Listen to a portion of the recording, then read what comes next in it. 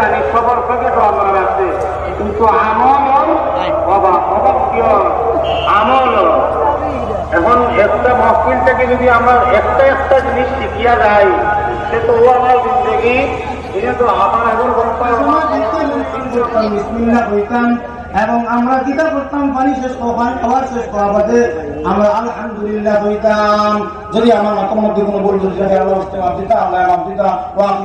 আলহামদুলিল্লাহি রাব্বিল আলামিন। আসসালামু আলাইকুম ওয়া রাহমাতুল্লাহি ওয়া বারাকাতুহু। ধন্যবাদ। এবার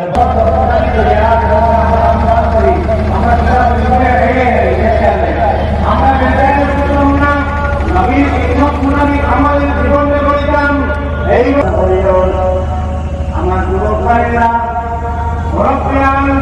আমরা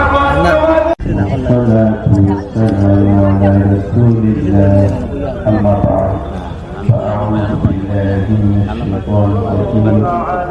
النبي يا أيها الذين آمنوا صلوا عليه وسلموا تسليما. بسم الله والحمد لله.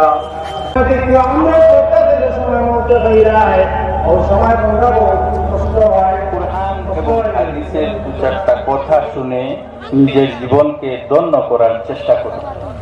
তো আমি আয়াতে করিমা তিলাওয়াত করেছিলাম, ওয়ামা আতাকুমুর রাসূলু ফাখুযু, যেটা রাসূলুল্লাহ সাল্লাল্লাহু আলাইহি ওয়াসাল্লাম দিয়েছেন সেটাকে আঁকড়ে ধরো। ওয়ামা নাহাকুম আনহু ফান্তাহু।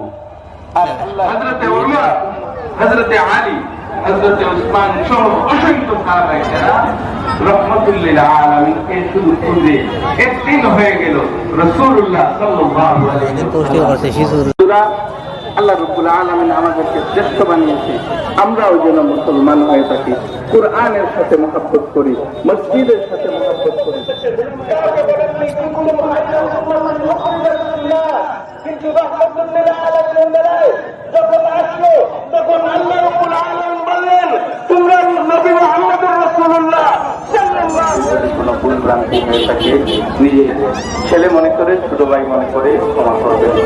ওয়া আখির দাওয়ানা আলহামদুলিল্লাহি রাব্বিল আলামিন। আসসালামু আলাইকুম।